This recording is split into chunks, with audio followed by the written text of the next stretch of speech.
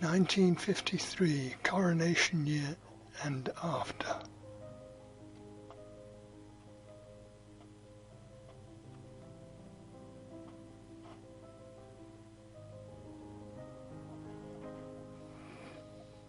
Jack Barnard, 21.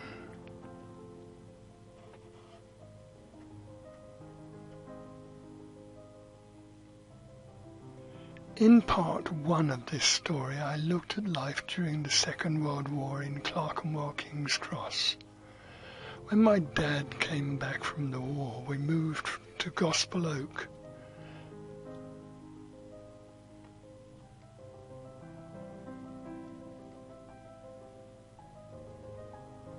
Next, we moved to a new flat in Lower Kentish Town. I changed schools. I got the key of the door.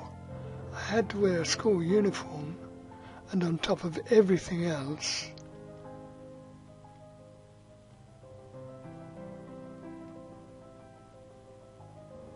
there was the coronation.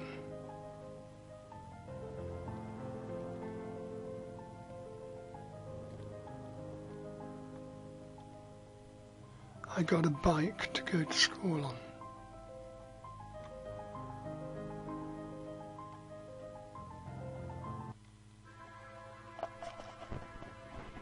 Regent Street Polytechnic, later University of Westminster with 25,000 students, was where my uncles studied.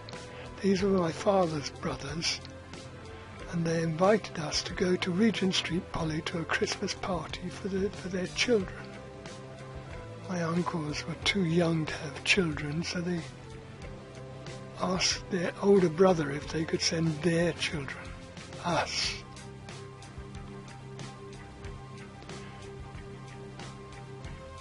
My uncles were studying printing at Regent Street Poly.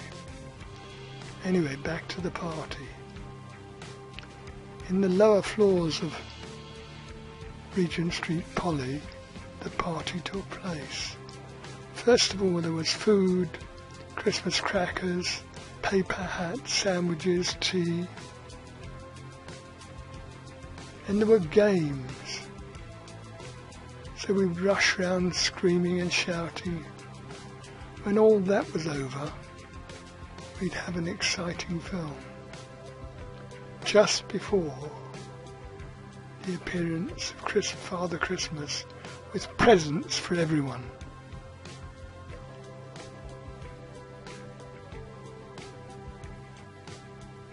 Christmas parties were sure fun, which was much more than you can say for this one.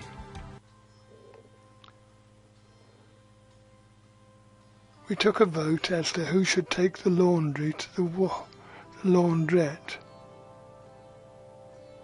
I'm not sure whether I won or I lost, but I had to take the laundry.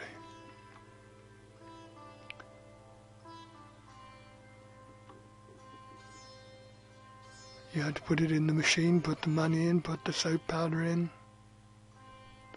There you were. Then you'd sit down and think. When I thought about the pet shop across the road, where they had monkeys, talking parrots, all sorts of things. What I wanted to do was to go across to Palmer's. Look at that, beautiful, lovely. Instead, I had to stay there, frightened that somebody might nick our washing. Getting to schools.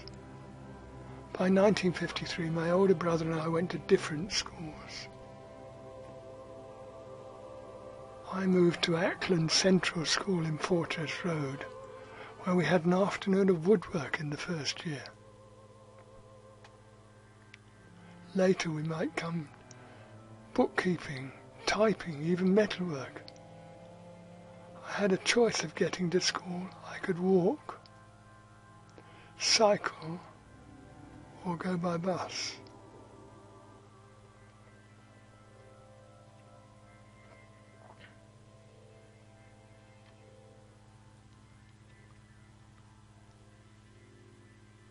How many of you still have that wooden toothbrush rack that you made when you were 11?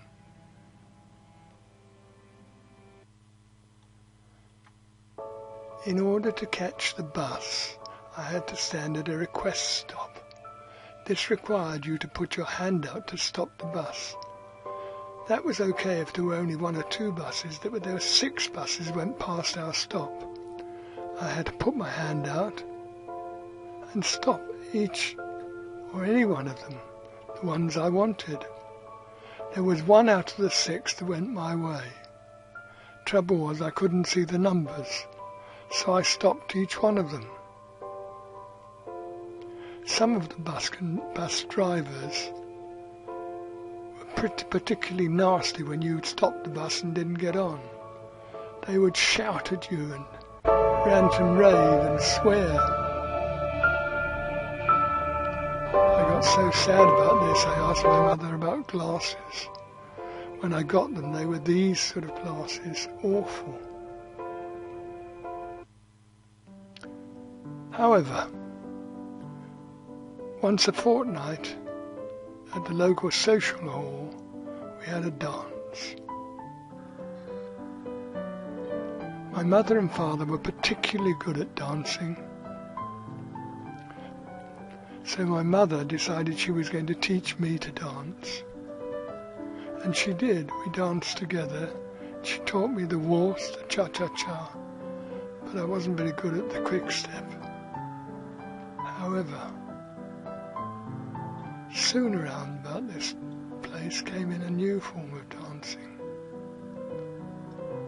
That didn't require you to have partners or anything like that. All you needed to do was to wiggle about. Rock and roll and the twist and all that came in.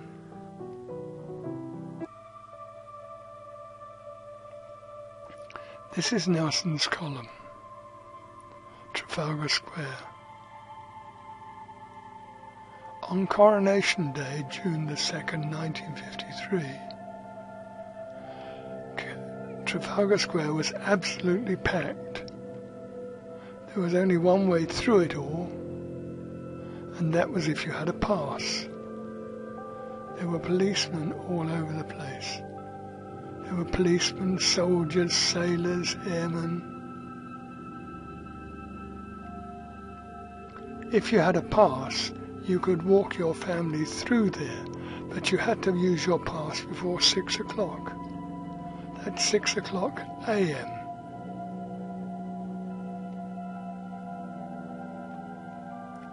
We got up at about 4:30 and got down to Trafalgar Square by 5:30 and into my dad's shop.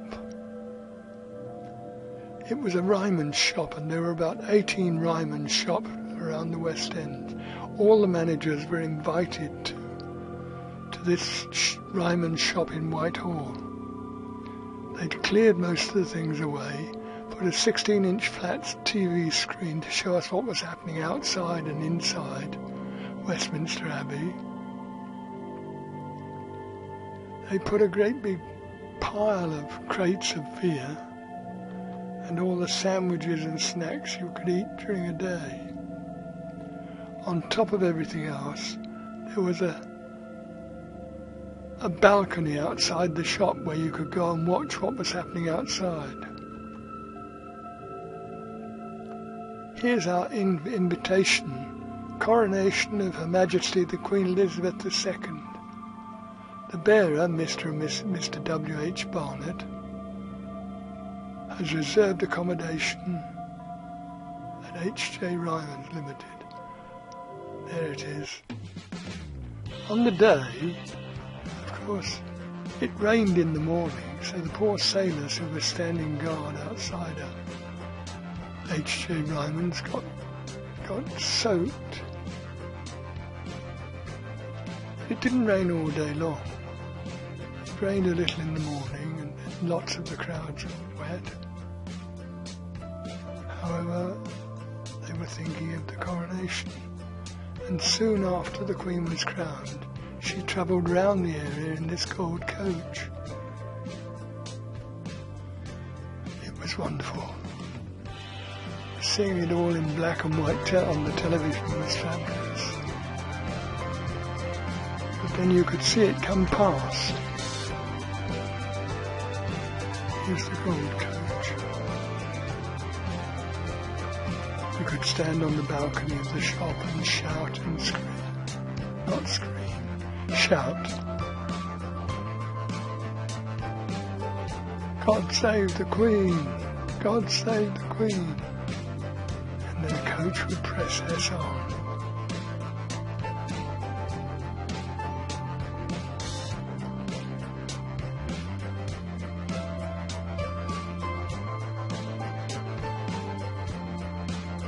The crowds were huge, and they were all relatively jolly. Some people had been camping there for 3 or 4 days to get a place.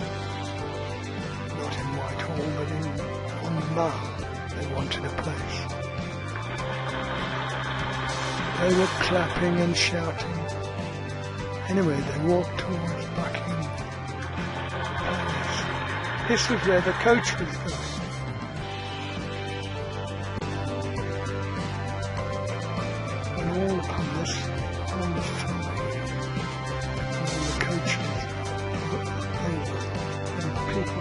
Thousands made their way to Buckingham Palace. What they wanted was the Queen and the Duke and the Prince to come out onto the balcony. We shouted and screamed and shouted and raved, God save the Queen, and on and on and on. It seemed to last for hours. I remember standing in amongst all of these people outside and shouting. Soon it was over and we were walking up the Mall, up Tottenham Court Road, up to where I lived. It had been a fabulous day. A week later in the social hallway, when we had dances, there was a Children of the Estate party. Coronation of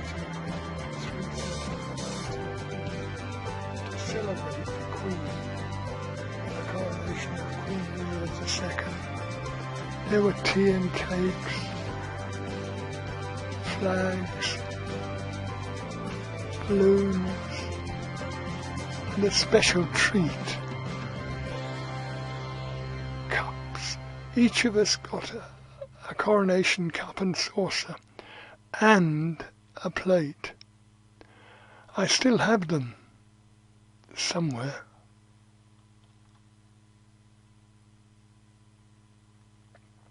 It was round about this time that I saw an advert for a paper boy. Wanted 8 shillings a week. That seemed pretty good, so I went and applied and got the job. He would give me a sack of papers and I would go and deliver them. I had somebody come round with me first of all, but after that it was easy. I'd go at 8 o'clock in the morning, deliver the papers, finish in half an hour and then cycle back to school. Or cycle back home and get ready and go to school. One day, one of the other paper boys didn't turn up. So the owner of the shop said to me, "Oh, you'll have to do it." "What? I don't know the route." "Oh, it's easy, you'll figure it out." "I'll be late for school." "Oh, I shouldn't worry about that." He had all the excuses that seemed to be on his side. I walked out with the new paper sack, and thought about it, and handed it back and said, "No, thank you." That was the end of my paper round career. In the first year in secondary school, here am I. I'm the one whose face you can actually see. This is me aged 11.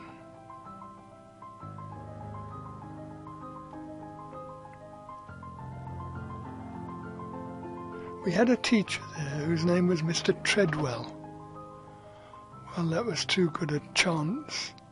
Everybody seemed to call him Creeping Jesus. I think because he taught religious education. The first day he had us, he asked her to write out the Lord's Prayer.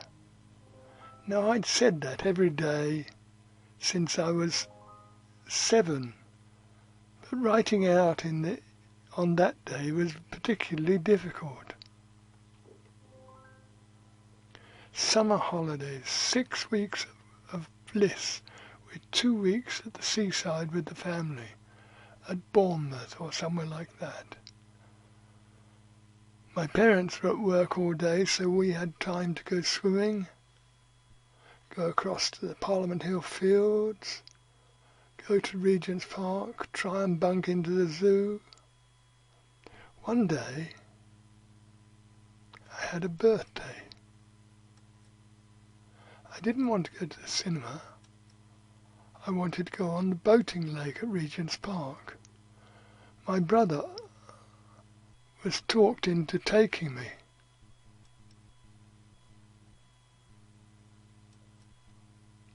Now, I wanted a boat that looked like that.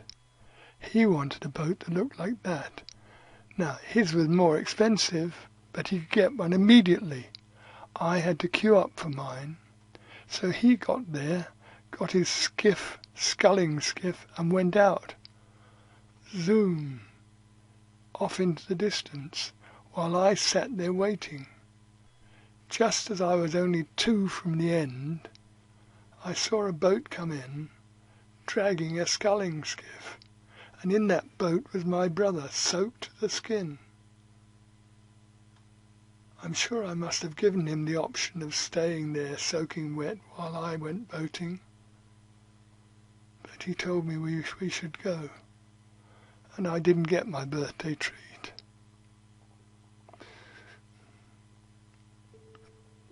We always wanted something to eat. We were fed breakfast and supper, and sometimes lunch, but I seem to remember being hungry permanently during the holidays. One of the places we could go to was a pie and eel shop.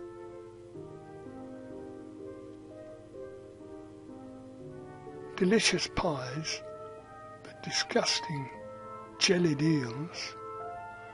I didn't feel like eating those, and I couldn't afford them anyway. But one option was a liquor. Now, this was a sort of pea soup, very thick, and they would bung a dollop of potato mash in the middle of it. That cost 4 old pennies, about 5 pence nowadays. It was delicious. I thought it was great. In the second year in secondary school, here am I, obviously looking a year older. We had a very firm, strict teacher. There was no mucking about with him. He just was ferocious, and so we learned a lot. All the time when I was in primary school, I was trying to bowl straight. I wanted to play cricket as a bowler. In our first house in Gospel Oak, we had a little alleyway, and I would practice bowling down that. Here am I, in my secondary school team, where I was a bowler. I was useless as a batsman. You can see me here. Here, here, and here. I was useless as a batsman, but as a bowler I would normally expect to get between 4 and 6 wickets every game. I did quite well and had a chance to play for the borough team. I did quite well there and had a chance to have a trial for London. I didn't do quite well there, and that was the end of my cricketing career.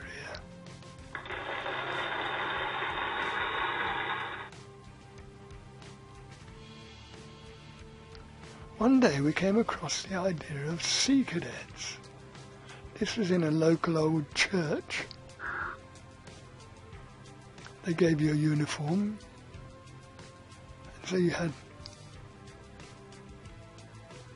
3 seams on the collar, 7 creases on the trousers. The only trouble was we never went on the sea, a river, a lake, or on a boat. I did have a boatswain's whistle, which I played at times. It was fun for a short time.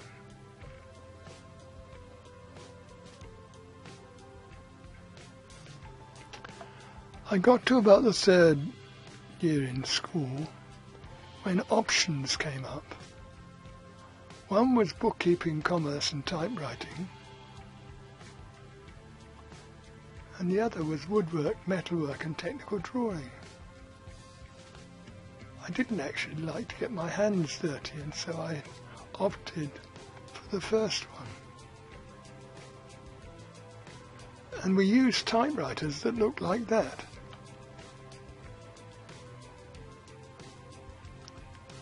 Learning to type was both exciting and boring. We had an Underwood, I'm sure we had an Underwood typewriter like that. You would sit at it and type out the home keys, A, S, D, F, J, K, L, semicolon. If you're watching this in front of a computer, then you'll see this on your keyboard. But we didn't know anything about computers then.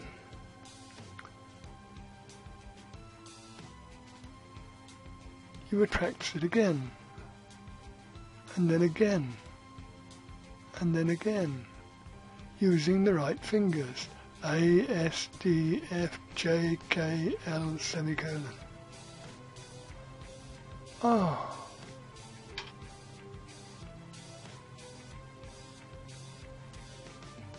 It was mind-bendingly boring. Mind-numbingly boring. It's difficult to express how dull learning to type is. I think I spent about 200 years on it. Well, at least it was 2 years, but it felt like 200.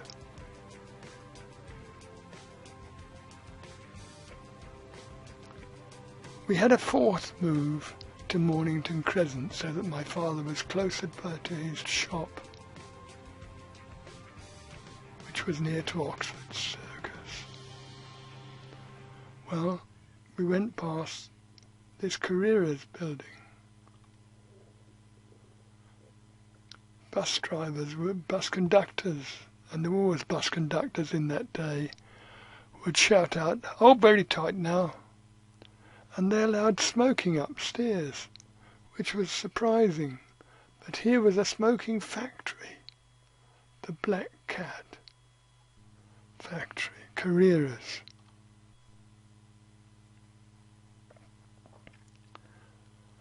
Around this time, after the 4th move, my brother said, "Let's go and get a job at London Zoo." I was terribly excited at the prospect of that. But he didn't mean working with animals, he meant working in the cafes. He said you had to line up, the manager would come out and choose 6 of you and hand out jobs. So this was called casual labour. You were paid 75 pence per day, but that was the equivalent of £5 for a day's work. Well, when I was 14, I was 6 foot tall, so I looked 16, even if I wasn't.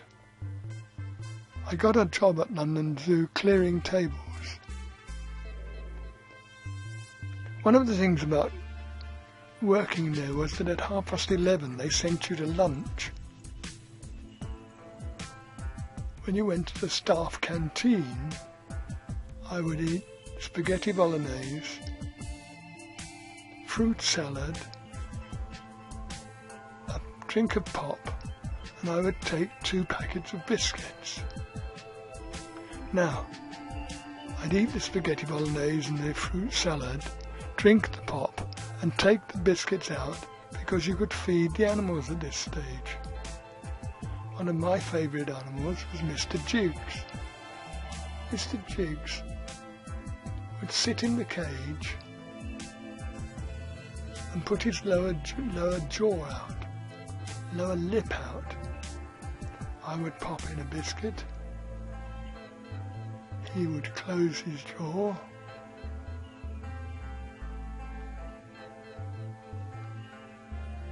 And you'd expect that he'd say thank you or, well, Jack, that was very nice of you. But all that happened was that he would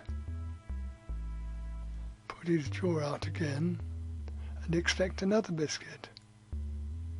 Okay, I can play at that game. I fed him all the biscuits, and he was happy, I was happy, but he never once smiled.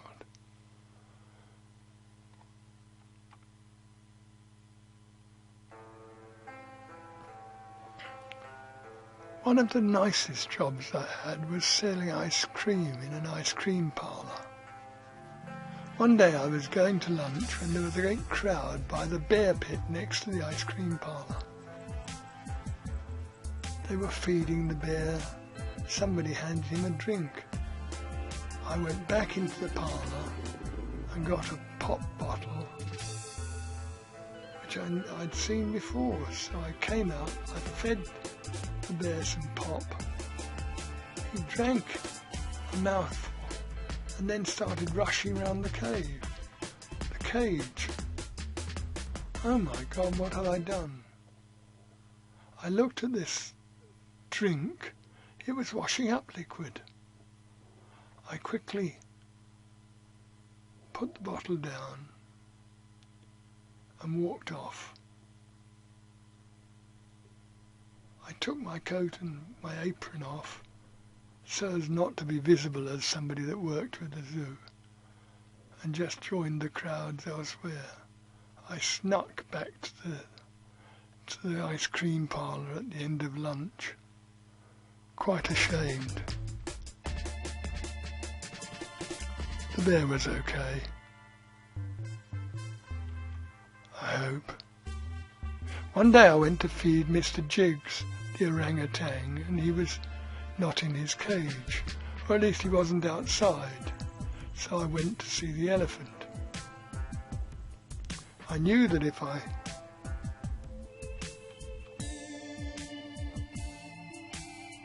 offered him a biscuit, he would take it and be very happy. Well, he was. But I finished all the biscuits. He raised his trunk, put it into his mouth,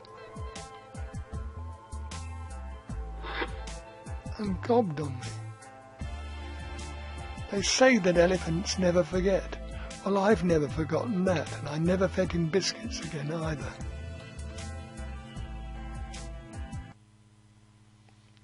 One person in my life stands out, apart from my mother and father, was my Auntie Phyllis. She was my mother's next up sister, and she was my godmother. She never once forgot my birthday, never once in all the years.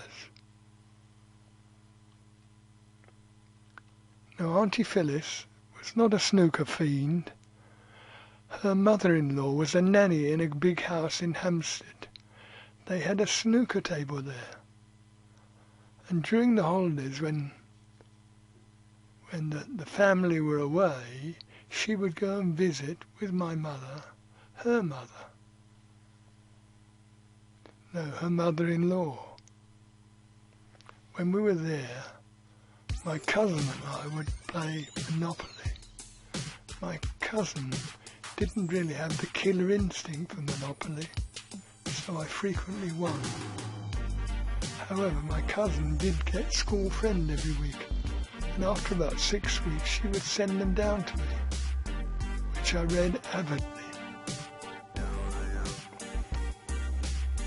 Thank you for watching my latest video. Do subscribe or make a comment, or both. 1953, Coronation Year and After.